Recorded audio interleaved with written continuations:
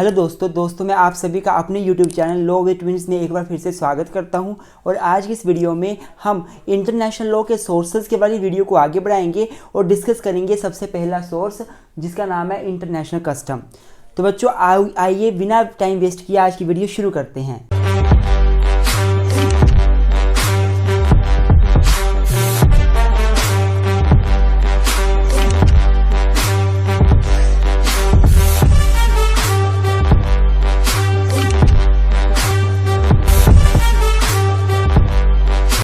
तो स्टूडेंट सबसे पहले मैं इंट्रोडक्शन के साथ टॉपिक को शुरू करूंगा।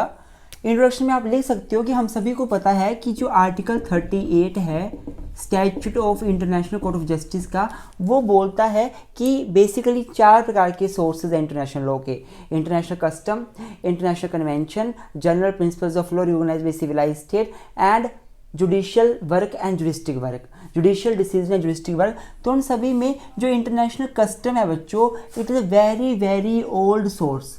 ये बहुत पुराना सोर्स है और बहुत ही इम्पोर्टेंट सोर्स है, क्योंकि जो हमारा इंटरनेशनल लॉ बना हुआ है आज, मैक्सिमम जो इंटरनेशनल लॉज हैं वो कहीं ना कहीं इंटरनेशनल कस्टम के ऊपर बेस करते हैं। कस्टमरी लॉ को ही कन्वेंशंस में कन्वर्ट किया जा रहा है, कस्टमरी लॉ को ही अब जो है वो ट्रीटीज में कन्वर्ट किया जा रहा है। तो इंटरनेशनल कस्टम बहुत ही महत्वपूर्ण सोर्स है इंटरनेशनल लॉ का। आप ये सारी बात इंट्रोडक्शन में लिखोगे।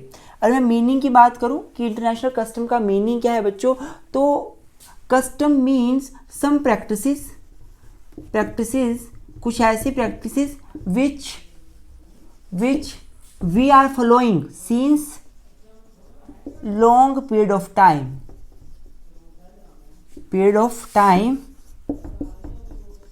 which are certain, uniform and not against the public policy,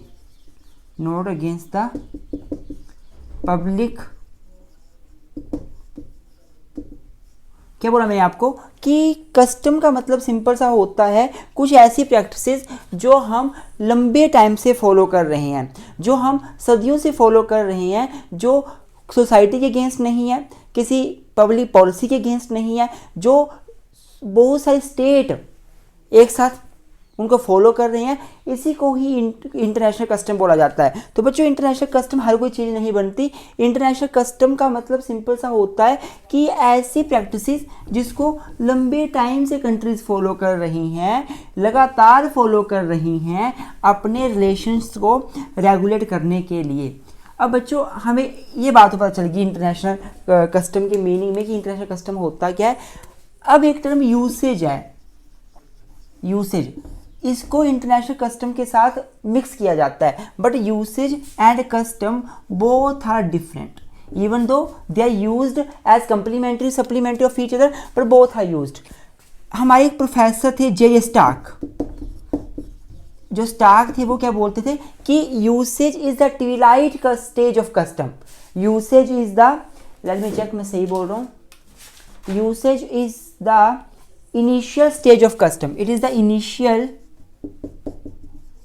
your usage है, it is the initial stage of custom। मतलब क्या हुआ, कस्टम जब बनता है, ध्यान से मेरी बात सुना, बड़ा महत्वपूर्ण है बच्चों ये पॉइंट। यूजीसी नेट में क्वेश्चन आता है, who said usage is the initial stage या twilight stage of the custom, तो ये जे स्टार्क ने बोला हुआ है, ठीक है। तो जे स्टार्क क्या बोलते हैं कि जो यूसेज है वो कस्टम का इनिशियल स्टेज है। सबसे पहले सोसाइटी में यूसेज बनता है और जब ये फॉलो होने लगता है और सभी लोग फॉलो करते हैं, इसको एक रिकॉग्निशन मिल जाती है सोसाइटी में, तो ये कस्टम बन जाता है। मतलब first usage come into existence, after that custom come into existence. First usage come into existence, after that usage come into existence. Usage means recognised custom. Usage becomes recognized, then when usage is legally recognized, it become the custom। ये सारी बातें आप meaning में लिखोगे। अब बच्चों मैंने आपको क्या बोला कि हर प्रकार का कस्टम जो है वो इंटरनेशनल लॉ में रिकॉग्नाइज नहीं होता। एक वैलिड कस्टम के कुछ इसेंशियल्स एलिमेंट होते हैं, तभी वो रिकॉग्नाइज किया जाता है इंटरनेशनल लेवल पे। तो अब हम एलिमेंट्स पढ़ लेते हैं कि इंटरनेशनल कस्टम के क्या क्या इसेंशियल एलिमेंट्स होते हैं। सबसे पहला है ड्यूरेशन। ड्यूरेशन कितना होना चाहिए एक वैलिड कस्टम का? अगर आपने इंटरनेशनल लेवल पे किसी कस्टम को कस्टमरी लॉ बनाना है तो क्या ड्यूरेशन होना चाहिए? एज सच कोई फिक्स ड्यूरेशन नहीं है।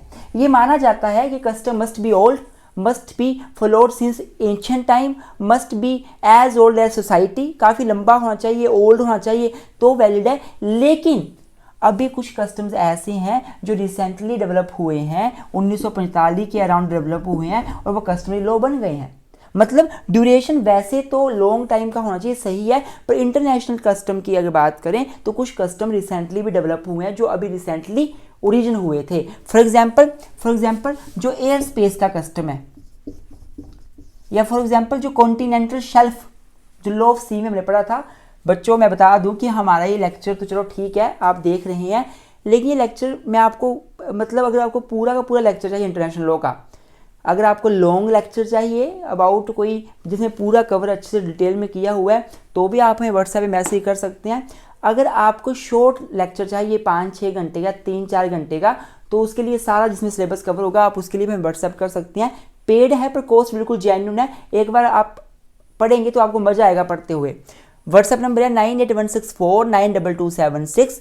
ये इस व्हाट्सएप पे हमें जो है वो मैसेज कर सकते हैं। और साथ मेरे दोस्तों अगर वीडियो अच्छी लग रही हो तो लाइक अभी कर दें, दोस्तों के साथ चैनल को अभी शेयर कर दें, ये रिक्वेस्ट है आपसे। आप ही हमें मोटिवेट करते हैं तभी हम वीडियो आगे बनाते हैं, ठीक है। तो क्या बोला मैंने आपको कि जो कस्टम है वैसे तो ओल्ड होना चाहिए, लेकिन कुछ कस्टम रिसेंटली डेवलप हुए हैं, जैसे कि लॉ ऑफ सी में कॉन्टिनेंटल शेल्फ 1945 में ये कंसेप्ट आया, 1958 में ये कस्टम बन गया इंटरनेशनल लेवल का। तो ड्यूरेशन की बात की जाए तो जनरली लॉन्ग टाइम का कस्टम होना चाहिए, पर कुछ कस्टम रिसेंटली भी डेवलप हुए हैं। अब ये लिखोगे यूनिफॉर्मिटी एंड कंसिस्टेंसी, बड़ा जरूरी है कि कस्टम मैक्सिमम कंट्रीज वर्ल्ड की उस चीज़ को फॉलो करती हों तभी वो कस्टम माना जाएगा। अगर एक कंट्री फॉलो करती है बाकी नहीं फॉलो करती वो कस्टम नहीं बनेगा। यूनिफॉर्म होना चाहिए कस्टम के रूल्स, सभी एक जैसे रूल फॉलो करें, और कंसिस्टेंसी लगातार फॉलो करें बिना किसी गैप के, लगातार फॉलो करें। इसमें केस है बड़ा महत्वपूर्ण, लोटस केस। लोटस केस 1927 का है, तुर्की और फ्रांस के बीच ये केस हुआ था। इस केस में ऑनरेबल कोर्ट ने बोला था कि भाई अगर कस्टम को अपने वैलिड ठहराना है तो कस्टम यूनिफॉर्म भी होना चाहिए, दोनों कंट्रीज के बीच उसे फॉलो करे कंट्रीज, और लगातार फॉलो करे, कंसिस्टेंसी भी होनी चाहिए। तीसरा है जनरलिटी, कस्टम जनरल होना चाहिए। जनरल होने का मतलब है मैक्सिमम कंट्रीज उसको फॉलो करें, मैक्सिमम कंट्रीज उस कस्टम को रिकॉग्नाइज करें। और जनरलिटी में लैंडमार्क केस लिखोगे आप, वेस्ट मैं आपको बता देता हूँ बच्चों, नोट्स अगर आपको चाहिए आप व्हाट्सएप कर सकते हैं, सिस्टमेटिक मैनर में नोट्स बने हमारे। West Rand Central Gold Mining Company 1945 का केस है, 1905 West Rand Gold Mining Company का केस है। उसमें ये बोला गया था कस्टम जनरल होना चाहिए, मैक्सिमम लोग उसको फॉलो करें, ऐसा होना चाहिए।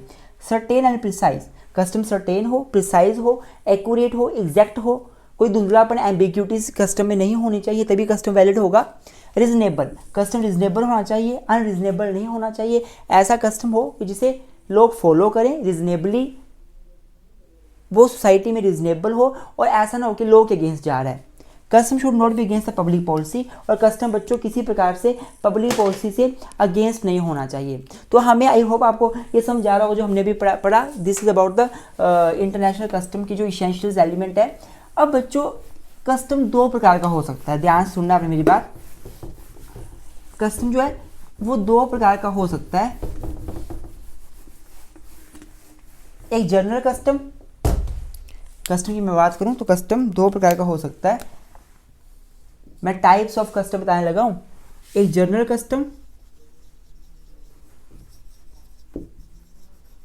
और एक स्पेसिफिक।